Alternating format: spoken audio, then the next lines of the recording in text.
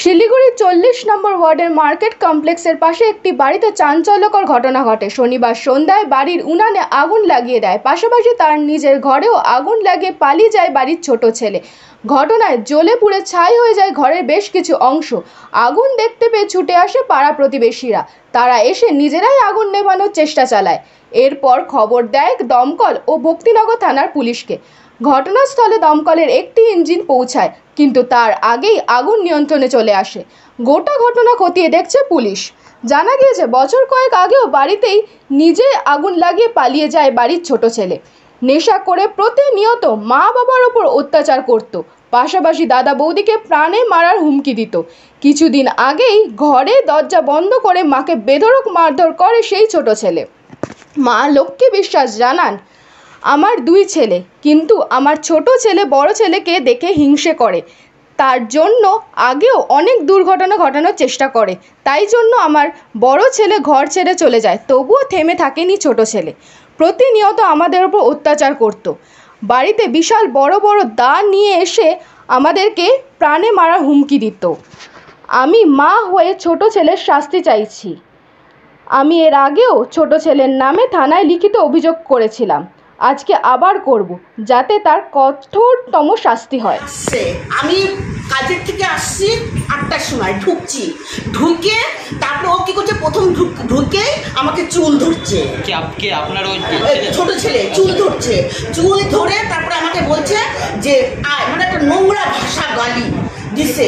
তা আমি ওখান থেকে হাফসায় আসছি কাজের থেকে, আসছে তারপরে ঘরে ঢুকে কি করলো, গ্রিলে পুরো তালা লাগাই দিল।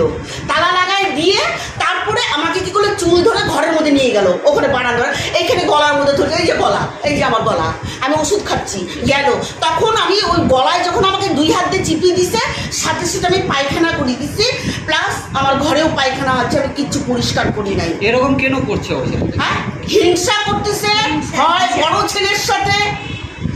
ছেলের সাথে হিংসা, কথা প্রতি বছর বয়স, হ্যাঁ কত হবে, 21 বছর হবে না? হ্যাঁ।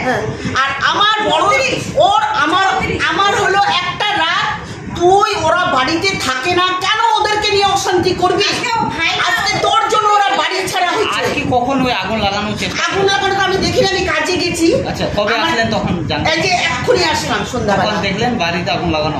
না, তখন আগুন থামে গেছে, মানে জল টল ঢালছে সবাই মিলে। আশেপাশের লোকজন, আশেপাশের লোক, আমার শাশুড়ি আছে ওইখানে, ওই ঘরে কাকি শাশুড়ি আছে, ওরা করছে, থামাইছে। তখন ছেলেটা কোথায় ছিল? ও পালাই গেছে।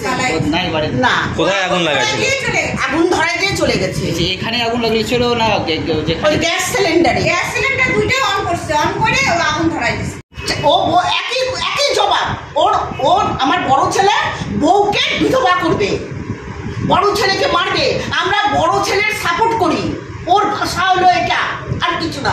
বাবাকে মারছে, বাবা হসপিটালে ভর্তি ছিল, দাঁত ভেঙে দিচ্ছে, তারপরে একবার মাথা ফাটাই দিল। সেদিন মায়ের একদম মানে নাক ঠাক দিয়ে রক্ত বার করে দিল।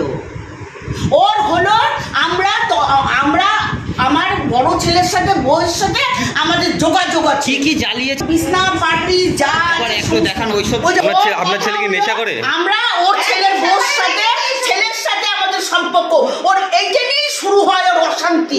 ওই কি নেশা করে? কি নেশা করে? সবকিছু নেশা করে, দারু খায়, ড্রাগস খায়, ইংলিশন নেয় এখানে বাড়িতে। এই তো আর আমাদেরকে মারে। আর এই বড় বড় দাও কোথা থেকে জোগাড় করে নিয়ে এরকম পুলিশ চলে গেল, আমি দেখাতে ভুলে গেছি। হ্যাঁ, দাও একটা দাও আমি লুকায় রাখছি, আরেকটা দাও কোথায় কমপ্লেন করা হয়েছে, আমি গেছি। বললো সাক্ষী লাগবে। আমি গেছি আমাকে আমার স্বামী জানে, আমি গেছি, বলছে সাক্ষী লাগবে। এর মধ্যে পদক্ষেপ নেবেন? এখন কি পদক্ষেপ নেবেন? এখন ওকে যে করে হোক সাজা, অন্য লোকে মারি ফেলা। ওকে না মারলে আমার সংসার, আমার ছেলের বউ ছেলে কেউ শান্তি থাকবে না। আর এগুলো যত বানাইছে সব আমার বড় ছেলে বানাইছে, এগুলো সমস্ত।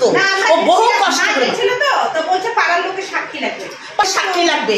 পাড়ার লোক এখন আমাকে কে সাক্ষী দিবে? কেউ তো দিবে না।